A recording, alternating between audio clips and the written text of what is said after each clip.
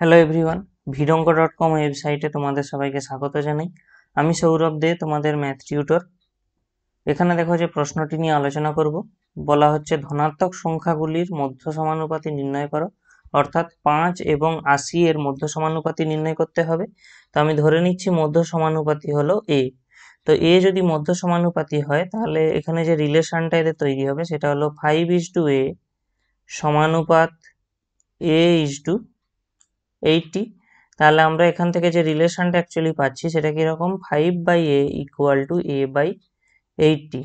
তাহলে কোনাকুনি গুণ হয়ে গেলে আমরা পেয়ে যাব a² = 5 × 80। আর 5 × 80-র মান আমরা জানি কত, 400।